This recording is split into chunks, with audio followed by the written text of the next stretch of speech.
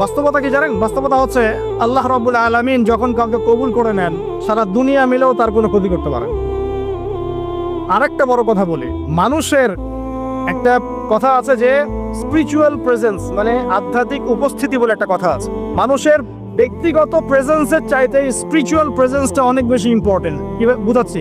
ইব্রাহিম আলাইহিস সালাম কিন্তু বেঁচে নাই, বেঁচে আছেন, কিন্তু তার আদর্শ কিন্তু এখনো জীবিত আছে। তাই মুহাম্মদ সাল্লাল্লাহু আলাইহি সাল্লাম বেঁচে আছেন, অবশ্যই তারা কবরে জীবিত, অবশ্যই সেটা অন্য ইস্যু। আমি পৃথিবীর কথা বলছি। নবী সাল্লাল্লাহু আলাইহি ওয়াসাল্লাম কি আমাদের মধ্যে আছেন? না, আমাদের মধ্যে কি বেঁচে আছেন? তার আদর্শ কিন্তু মরে যায় নাই। এমনকি আমরা যারা এখন অনেক বড় বড় নেতার আদর্শে আমাদের জীবন করি না, তারা কিন্তু কেউ বেঁচে নাই, বেঁচে আছে, তাদের আদর্শ কিন্তু মানুষ এখনো ফলো করছে। তো এটাকে বলে স্পিরিচুয়াল প্রেজেন্স, আধ্যাত্মিক উপস্থিতি। আল্লাহ পাক যাকে কবুল করবেন, যে হকপন্থী হবে ইনশাআল্লাহ তাআলা, সে যদি ফিজিক্যালি প্রেজেন্ট নাও থাকে, তার আধ্যাত্মিক উপস্থিতি জনগণকে পথ দেখাবে ইনশাআল্লাহ। কথা বুঝতে পারছেন? তো বিগার ইস্যুগুলো নিয়ে কথা বলার সৎসাহস হচ্ছে না। এখানে বলছিলাম যে তোমরা এই জাবাল রুমা থেকে নামবে না যদি আমাদের দেহটাকে পাখি খেয়েও ফেলে। সাহাবীগণ প্রথমে দেখলেন আমরা প্রায় জিতে যাচ্ছি, তারা নেমে আসলেন, বললেন আল গনিমা আল গনিমা। তখন একটা বিপর্যয় সৃষ্টি হলো। কি বিপর্যয়?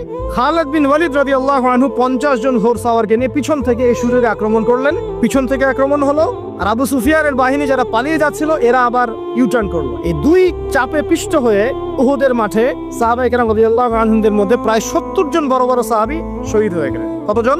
প্রায় 70 জন বড় বড় সাহাবী। তাদের মধ্যে আনসার সাহাবীদের আত্মত্যাগ ছিল বীরত্বপূর্ণ। এমনকি নবী সাল্লাল্লাহু আলাইহি ওয়াসাল্লামকেও সেদিন মার খেতে হয়েছে। দাঁত মোবারক শহীদ হয়ে গেছে, পায়ের মধ্যে আঘাত পেয়েছিলেন, এই ভ্রুর মধ্যে কড়া ঢুকে গিয়েছিল।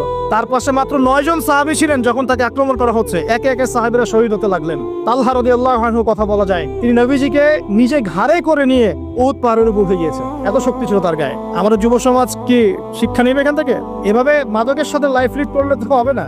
এভাবে যে জেনা করলে তো আপনি ফিজিক্যালি স্ট্রং থাকতে পারবেন না, মানসিকভাবে স্ট্রং থাকতে পারবেন না। পর্নোগ্রাফিতে আসক্ত হলে তো আপনার শরীরে এনার্জি থাকবে না। জুয়া খেললে তো ওই রকম সাহাবীদের মতো আদর্শমান হওয়া যাবে না। নামাজ না পড়লে তো আপনার ভিতরে আধ্যাত্মিক শক্তি আসবে না। তো আমাদের যুব সমাজকে এখান থেকে শিক্ষা নিতে হবে। আল্লাহ পাক তৌফিক এনায়েত করুন। এখন সাহাবী উঠিয়ে নিয়ে গেছেন। নবী সাল্লাল্লাহু আলাইহি ওয়াসাল্লাম বলেছেন, তোমরা যদি কেউ জীবন্ত কোনো শহীদকে দেখতে চাও তাহলে তালহাকে দেখো, তার শরীরে প্রায় 60 থেকে 70টা দাগ ছিল, তারপরে তিনি শহীদ হন নাই সেদিন। আল্লাহ পাক তাকে হেফাজত করেছেন। তিনি বলছিলেন, আমি যখন যুদ্ধ করছিলাম, আর রাহিকুল মাকতুম বইটার মধ্যে আছে, আল্লাহ পাক তখন তাকে এত সাকিনা প্রশান্তি দিয়েছেন যে ঘুমে তার চোখ দিয়ে মানে শান্তির ঘুম চলে আসতো। তখন তিনি বলছেন, দুইবার আমার হাত থেকে তরোয়াল পড়ে গেছে ঘুমের চোটে।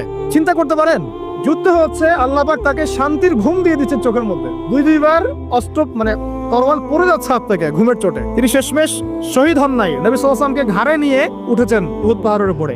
নবীজি বলছেন, তোমরা কি জীবন্ত শহীদকে দেখতে চাও? তালহাকে দেখো, সে জান্নাত ক্রয় করে নিয়েছে। আবু বকর রাদিয়াল্লাহু আনহু বলতেন, উহুদের দিনটা হচ্ছে তালহার দিন। তালহা যে বীরত্ব দেখিয়েছে উহুদের দিনে, সে এই কাজ দিয়েই ইনশাআল্লাহ জান্নাত ক্রয় করে নিয়েছে।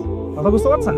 প্রত্যেক সাহাবীর এফোর্ট ছিল। তো এই সময়ে একটা গুজব ছড়িয়ে পড়েছিল যে রাসূল সাল্লাল্লাহু আলাইহি ওয়াসাল্লামকে হত্যা করা হয়েছে। এমন একটা গুজব ছড়িয়ে দেওয়া হয়েছে মাঠের মধ্যে। এখন অনেক সাহাবী তরোয়াল নিয়ে বসে পড়েছে যে নবী যদি বেঁচে না থাকেন তাহলে আমরা যুদ্ধ করে দিব, এরকম চিন্তা। তখন এই আনাস বিন নাদর রাদিয়াল্লাহু আনহু তিনি ঘোড়া নিয়ে ছুটছেন। পাশে দেখা হয়েছে সাদ বিন মুয়াজ রাদিয়াল্লাহু আনহুর সাথে। কার সাথে? সাদ বিন মুয়াজ, আনসার সাহাবী, বিখ্যাত সাহাবী, যার জানাজার নামাজে নবী সাল্লাল্লাহু আলাইহি ওয়াসাল্লাম বলেছেন যে 70,000 ফেরেশতা জানাজার নামাজে উপস্থিত ছিল। সুবহানাল্লাহ। কোন সাহাবী? সাদ বিন মুয়াজ। মনে রাখবেন এগুলো।